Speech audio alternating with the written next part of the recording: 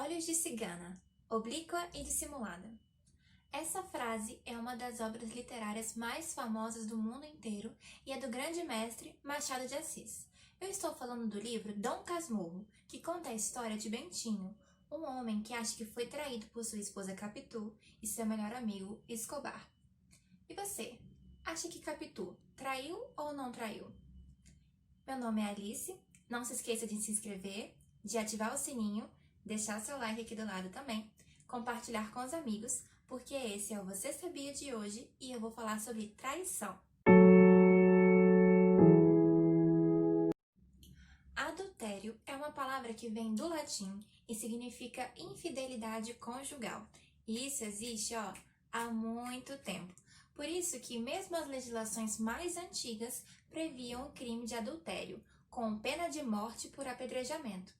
Mas infelizmente, muitos países ainda continuam mantendo esse tipo de pena.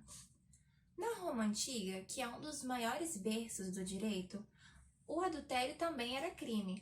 Contudo, eles enxergavam o crime de adultério como algo mais brando em comparação aos outros delitos. Por isso, ao invés de ser alguma punição física, a pena do adultério era paga em dinheiro, em pecúnia. Então você pagava aquele valor e estava tudo bem. Contudo, com a queda do Império Romano, veio a Idade Média. E a primeira coisa que você logo pensa é na Inquisição. Pois é, com a Igreja Católica, o crime de adultério foi visto de uma maneira mais rígida e isso se refletiu nas suas penas. Tinha inclusive, vamos dizer assim, o crime de adultério simples e qualificado e por isso um tinha penas mais brandas do que o outro. E por que é importante você saber a origem disso? Bom, isso serve para você compreender como isso veio para o Brasil. Como isso veio para o Brasil, Alice? Bom, o Brasil foi colonizado por Portugal. E como Portugal era o império, a lei do império era aplicada na colônia.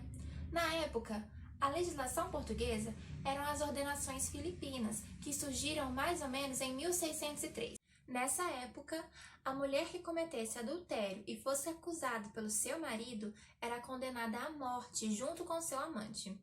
Além disso, se por acaso seu marido pegasse ela no flagra, ele tinha o direito de matar a esposa.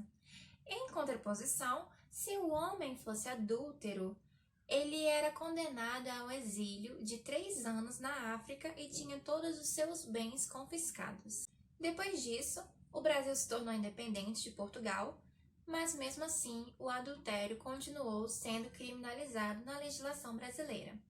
Atualmente, o Código Penal vigente é o de 1940. E por conta disso, os costumes da época são diferentes dos costumes de hoje.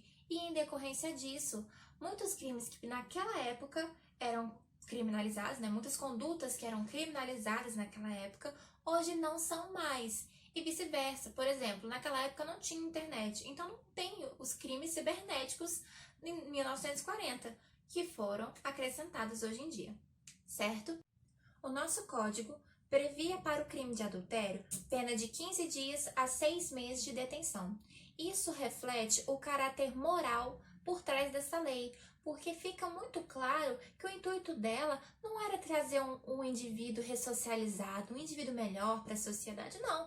Isso tinha a ver com os costumes da época de quando o código foi criado.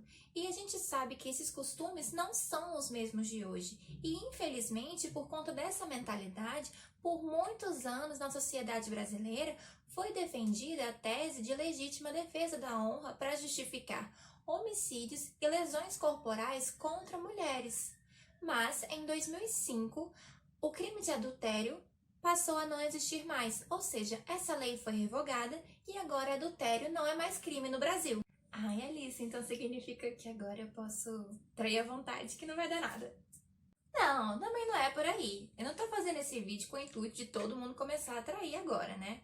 Pelo contrário, agora a gente chegou na parte boa, na parte do direito civil, no dinheiro. Porque apesar de o adultério não ser mais crime aqui no Brasil, apesar disso, em 2005, começaram a surgir demandas cada vez maiores no judiciário de pessoas que processavam o ex-companheiro pedindo indenização de danos morais devido à traição. Porque, lógico, É possível sim chegar ao raciocínio de que o psicológico, né? Aquela pessoa ficou realmente muito abalada com a traição, principalmente se for uma coisa pública, se tiver grandes repercussões, ou até mesmo, por exemplo, se uma pessoa teve um filho fora de um casamento.